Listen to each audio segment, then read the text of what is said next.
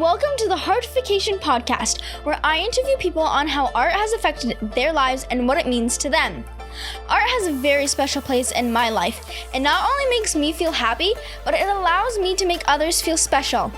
This podcast is all about how art has made an impact on others' lives, for all ages, all backgrounds, and all walks of life. You can find more about this podcast guest in my show notes. Without further ado, let's welcome my next guest. He is a personal coach and freedom coach and entrepreneur. Please welcome my next guest, Zack Blakeney. What's up, Avni? Yeah, thank you so much for being on my podcast. It's my honor. I'm glad to be here. So the first question I always ask is, how do you define art? Art. I think art is an expression of love, right? And I really believe that this entire reality that we live in is an expression of love. But there's something really magical about art, where it's creation, at its finest, at its origin. Something that we as human beings get the pleasure of doing is creating our reality. Well, when you get to paint or draw or sculpt or whatever else, it's actually taking the materials of this world and creating something beautiful. And it's a lot easier to consume as well. Being an entrepreneur or, anytime building a business, and this, creating is a lifetime game where you create a piece of art and once it's done, and it's something that's a gift to the world. Yeah, definitely. And my definition is any way you're able to express yourself. Mm-hmm. And, the cool thing about art is it can bring so many people together. If you're listening to a song and there's a bunch of people from all over the world who love that song, you can, just bring them together no matter what age or where they're from. And that's just the amazing thing about art. Yeah, I think that's a beautiful way to look at it as well. It's a great way to unify people. Yeah, definitely. And what art forms are you exposed to? Exposed to? Well, I have a vision board up here. Is that considered art? Yeah, for sure. Collage, right? It's my own art.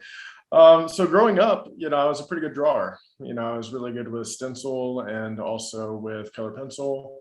And I kind of went away from it, being an adult happens. Some things happen in which, take you away from that. So my exposure to art at this point is a lot of music. That's my favorite form to consume. And, I'm somebody that emotionally connects with music, right? So I don't really have a genre that I like per se. It's more about the message. And I get really intuitive chills that come through. I know a lot of people respond this way, to music. So I know if I hear something, has a good message, has a good melody, it's something that can instantly shift my state. Yeah, definitely. And I saw this quote that was about a song or music in general. I was if you're happy and you listen to a song, you pay attention more to the beat of the song, but when you're sad, you listen more to the words and the message, which, makes sense, because when you're happy, you're just kind of dancing along to the song, but when you're sad, you're emotional and you're trying to find something in the song to connect to.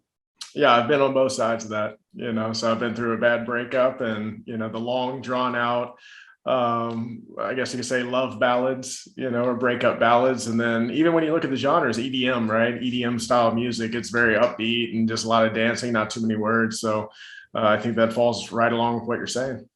Yeah, definitely. And how do you use creativity in what you do?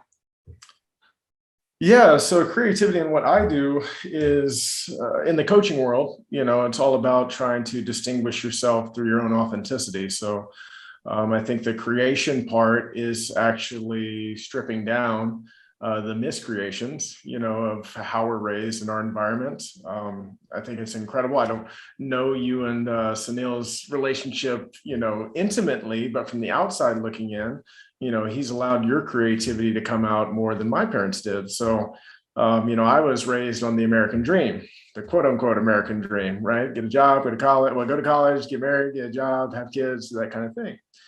And that's cool for some people. I'm not knocking it when it's not, but I am a very creative person, entrepreneurial spirit. So it's kind of hard to be creative within a box that somebody else puts you in. So for me, creating is really discovering, and it's discovering myself so that I know that my message is authentic with whoever I'm talking to.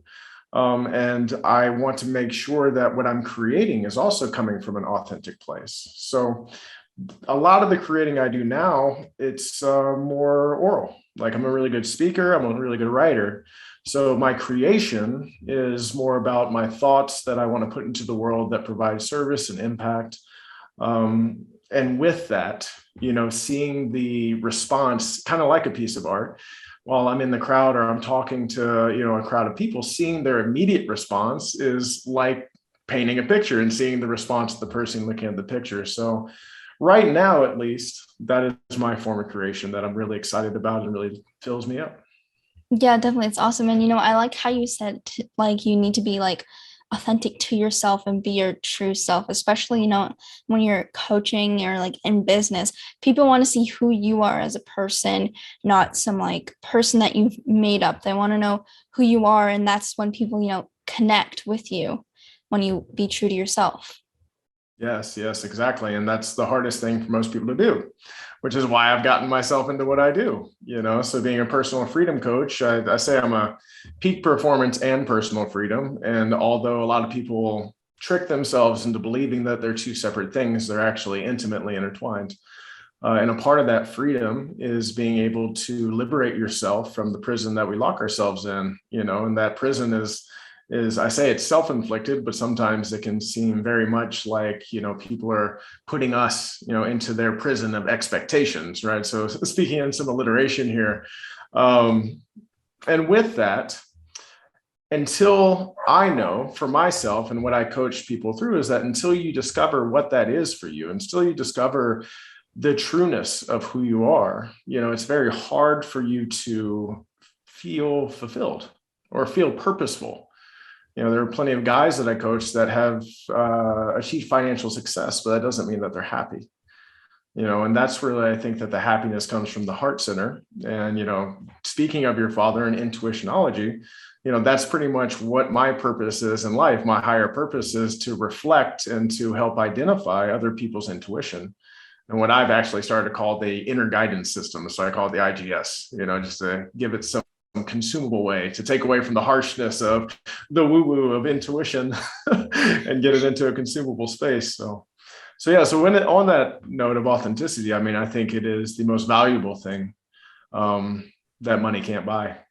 Yeah, definitely. I totally agree. And do you see fitness as an art form? And if so, why? Yes, I see it in a different lens than I used to. So, back when I was a bodybuilder and a bodybuilding coach, it's definitely that, right? So like you're creating inside of bodybuilding, you're creating a body and literally showing it off on stage. So it's like, it's no hiding anything.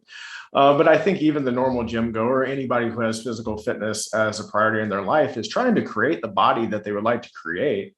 And we can do that through the same type of, brush strokes of paint, right? Except for we're just doing a rep in the gym to make the muscle bigger to look a certain way. But yeah, I think anything that has to do with your body is definitely an expression of the authenticity. It's just, you always want to make sure it's aligned with that. So for me, I'm not a bodybuilder anymore, and I'm rarely doing bodybuilding coaching because although it served me for the time, it wasn't actually authentic. And the only way I found that out was through discovery. The only way I learned was through my experience. So that's my view on it, is that, yes, it is a form of creation. You just have to be balanced in the understanding of why you want to create it. Yeah, that's awesome. And how does creativity help you in coaching your clients who end up winning competitions? Yeah, so that's more of a, I've gone, I don't want to speak to what other coaches have done. I'm never going to say like I'm the best coach you're ever going to find. That's not true. It couldn't be true because I've never known these people. But I can tell you that I try and go as detailed as possible in my own service with those bodybuilding clients. So where the standard, I guess you could say the norm, let's say the social norm of bodybuilding is a very egotistically run sport. You want to win, you want to crush people, you want to whatever, you want to scream and yell, like all this stuff. And that's cool. And also there's a whole nother side to it that if you look through it through a lens of transformation, that people can actually start to transform their internal world. So my creation or my uniqueness in bodybuilding was bringing emotional intelligence, was bringing a spiritual undertone into bodybuilding. to make it a more fulfilling process for them, that where they're not just chasing a trophy. It's not just about winning a trophy. It's also about winning in life, right? So you're learning life principles through bodybuilding. The other thing I did is, I get really detailed with like gut intelligence and cell health and blood health and your hormone testing and things like that, because it's very important. So that was where my creativity came from inside of bodybuilding, is that I could do the what, which I call the what is I can write you a plan and tell you to follow it, right? But I want to also be really detailed about the why, and also optimizing the human or optimizing my client through the process rather than sacrificing their health for a trophy. There's no need to do that. Yeah, definitely. That's awesome. And do you find that a lack of creativity prevents people from reaching their health goals? Yeah, I think so. I mean, I'm actually in the middle of this right now. I stopped being a bodybuilder, right? So it doesn't do it for me anymore. Okay. So I've started to dabble in different things, and I'm doing a little bit of yoga now. I'm doing a little bit of weight training, but I still haven't really found the next thing that's motivating me to create. And then this actually dawned on me in the last week, and this first public announcement. So you get the first public announcement where I'm starting a YouTube channel called The Invincible Man. And the whole point of the YouTube channel is not only to track me as a bodybuilder going into what I want to do, which is I'm going to take a clip of like, I don't know, maybe Captain America #2 of like a fight scene where he's flipping and doing all this type of stuff. And I just want to recreate that scene. Well, who I am right now, there's no way. Like, I'm not flexible enough. I can't flip. I can't do any of these things, right? But this is what I want to do. And a part of the YouTube channel isn't just about like doing this crazy superhero stuff, but it's also about being vulnerable and like showing what invincibility in my terms really is, which is being a vulnerable man and transparent about the journey of where I am and where I'm going. So with that being said, the reason why I'm starting this YouTube channel is because of the creative kick, right? I needed a new goal. I've been sitting in limbo for a little bit. I needed a new goal. I see this is what I've always wanted to do. I read superhero comics growing up. I was like, I want to be one. So let's actually make it happen. And the only way I'm going to make it happen is by creating it at this point. Yeah, that's awesome. It's that creativity, that draws people in and makes them want to watch your videos or, invest in something you're selling or anything like that. It's like that different, unique aspect.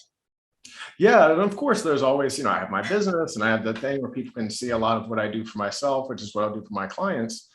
But for me, this is literally about me. If I made these YouTube videos and, nobody watched them, right? Well, I'm putting it somewhere into a space and where I can be held accountable to, right? Besides just myself, and it's fun. So if nobody watches them, whatever, that's fine. I don't believe that's going to happen. But if it did, it wouldn't prevent me from stopping to do it because it's the thing that actually lights me up. Yeah, that's awesome. And art can be therapeutic and it can help people through difficult situations. So has art ever helped you through difficult situations?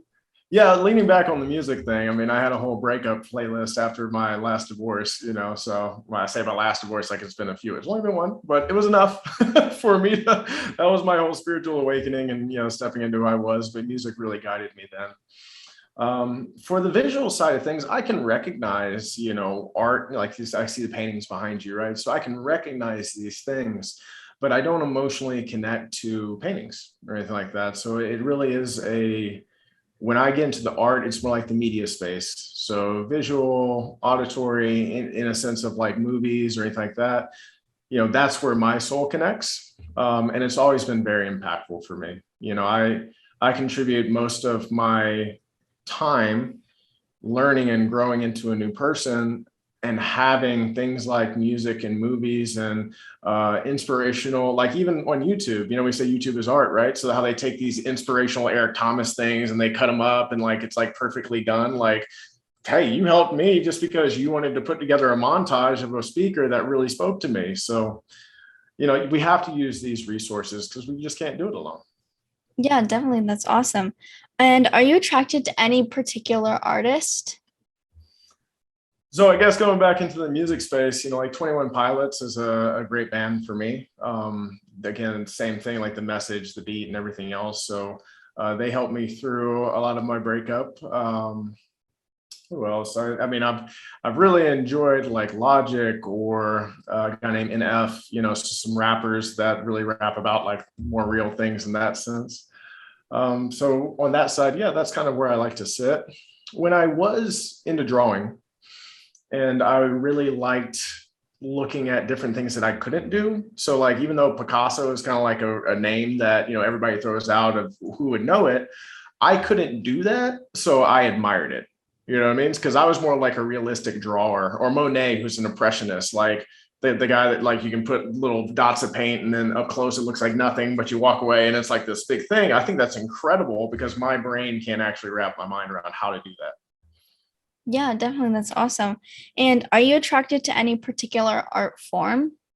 I hate to lean back on the media, but it's more like media art, right? So even growing up, though, when I really start to think about what attracted me the most to the drawing was the freedom, right? So like I didn't find myself judging so much of myself when I would draw. It was just, it started with doodles in class, right? And then doodles in class was like, you know what, maybe I'll take art in sophomore year. And then I started doing that. And even though I got graded on it and all that kind of stuff, when I was making it, of course, I had a judgmental eye, but it wasn't to the point where, like, if I got done with something, I just thought it was crap and wanted to throw it away. It never was that way. I always was able to appreciate what I've done, even if it wasn't as good as I wanted it to be. Yeah, definitely. That's awesome. And sometimes you just have to do art for like yourself. And you don't have to go and like show it to anyone. You can just draw for yourself or like write a song for yourself. And I think that people need to do that more often because of the stress of everyday life. Sometimes you just need to like sit down, just express yourself. Yeah, I agree with that. My spiritual master, she recommended that I do it, and I got something that I drew. And when I drew it, like if I were to show it to you, I don't have it with me right now, but if I were to show it to you, like it'd be very hard to recognize what I drew. And it's not a bird or an animal or anything that's there, but it was just like a thought of energy essentially that I drew. And once I got done, I was about halfway through drawing it, and I started to realize that it was a reflection of my growth, of like my life in colors somehow, right? I didn't know. I started crying about halfway through drawing this thing. And I'm just like, oh my goodness, like, how did this happen? Because I had no intention going into this, but this is just what flowed on a sheet of paper. So I know how therapeutic it can be. I do believe that when I get to a place, and in my mind, where what I'm currently doing for creativity would not serve me anymore, I will find myself going back to doing some drawing and really starting to get back into that space, because I do find my soul missing it sometimes. So. Yeah, definitely. That's awesome. And my heartification project is all about giving back to the community. So how do you give back to the community? Yeah, so there's a couple of charities that I've given to, and there's actually an interesting story around one of them. But one of my clients, he is the founder of Make a Vet Sweat. So Make a Vet Sweat funds 90-day gym memberships for veterans and their spouses to overcome PTSD. So they use health and fitness to help with the mental stress, right, of PTSD. So interesting story, and this will be the interesting story. And I'm going to do my best to say it in an eloquent way because I'm actually to the point now where my emotions are detached from it. But I was throwing an event for them early 2020. So this is before we went into Corona lockdown, all that kind of stuff. And I wanted it to be this big grand thing. So I rented out a opera hall, the theater, and it cost me, like, this whole thing cost me about $8,000. Because I wanted it to be big, a big 300 people in the that could sit there. And I invited, speakers in the veteran community to come and speak. And then we were going to donate the proceeds, like you pay for a ticket, the proceeds are going to go to charity, that type of thing. So I planned it about 75 days out, and we're at about 15 days out. We might have sold 10 tickets, right? So we haven't sold very many tickets. We're selling tickets for like $50. So at that point, I was like, I just want people to be there because they have the option to donate when they get there. So I decided to go to free. I was like, look, it's free now, just go, right? So we ended up getting about 100 people to show up, and we go through the whole process. And then one of the speakers that was a veteran speaker was gracious enough to donate $2,000 to MAPS. And if I was a crook, I could have just pocketed that to get my expenses back, right? But we just forwarded on to them. And for what it's worth, $2,000 to MAPS was something like 20 veterans in the gym and their spouses, right? So it's like, hey, we helped, we set out what we intended to do. About a week later, I started getting death threats. on Instagram from other veterans that were saying that I was charging veterans, but I was letting my friends come in for free, and that I was just talking the money, and all these different things. A lot of spew, a lot of hate. I don't want to rehash all of that, but basically I've never gotten a death threat for raising money for a charity from the people that I'm raising charity for.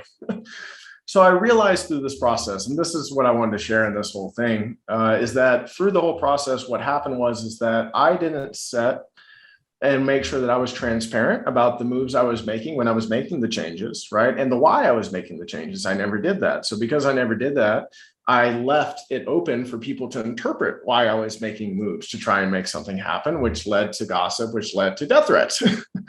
So I learned going forward that hey, transparency is something, because I didn't want to be perceived as being a failure of only having 15 tickets or 10 tickets sold with 15 days to go. So that taught me something. So I could have, never done that again. I was like, that's hard. But then I moved over to I still support Justin and his charity. I still actually donate a percentage of what we make to Make a Vet Sweat, and as a private donor. And then I moved over to what's called Austin Pets Alive. So we do a lot of local events here in Austin, and Austin Pets Alive is an animal shelter. So whenever we do an event, we always want to have a charity donation to, whoever we're going to help through the process. So we've helped Austin Pets Alive. And then also there's one of my good friends, Cami Bauer. She actually is working with child trafficking.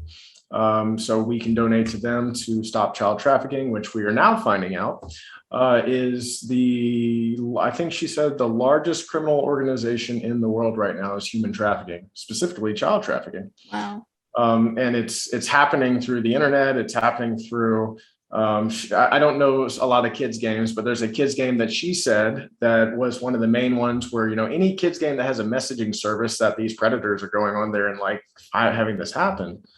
So it's a huge, I guess I don't want to use the word epidemic, but kind of goes. There's a huge epidemic in human trafficking. So we do our best to give back to the things that really call to our higher purpose, as a company, which is one, we want to make sure that we're helping raise the collective consciousness, the vibrational frequency of the planet. So anything that we can do inside of that, whether it's helping animals get a home or helping, human trafficking being dismissed, or helping veterans to overcome PTSD and have a happy and fulfilled life, it's all underneath that umbrella. Yeah, that's awesome. And I'm sorry I had to go through that with all those death threats and stuff. Well, if I could offer anything to you, is that literally there's a lesson in every experience. And as children growing up, typically you're taught through what's called pedagogy. So pedagogy is that you get taught content, you get taught math, you get taught history, you get taught whatever, right? And then you take a test on it. Well, once you become an adult, you actually learn through something called Andragogy, which is the inverse. Content teaches you, which the only way content can teach you is that you experience the content or the experience, and then it teaches you a lesson. So I know that your father's probably big on making sure that you understand that, but that is going to be a huge thing that elevates you even faster and farther, is just being able to not take things personally and seeing the lesson and whatever the experience is offering you. Yeah, definitely. That's awesome. And how would you like people to get in touch with you? Yeah, thanks for asking. So if you are a high performing, high achieving man, you can go to invincible.club/start. That's where you can find my website with a lot of information on that. My Instagram and my Facebook is Zack Blakeney. So just my name, which you can find, I'm sure, in the description for the podcast. And if you would like to start a conversation with me, if you just DM me Invincible, I'll know that you came from Heartification Podcast. And then I'll be happy to start a conversation with you. So again, just DM me Invincible, whatever it is that you would like to talk about, reflect about, and I'd be happy to be there for you. Yeah, that's awesome. Well, thank you so much for being on my podcast. You're welcome. Again, it was my honor. I'm grateful for it. Thank you for listening to this podcast. Remember, if you want to find out more about this guest, please go to my show notes where I have all the links needed. If you enjoyed this podcast, please subscribe to my podcast series and help me by sharing it, leaving a rating, and a comment. I hope you join me on my next podcast. Bye for now.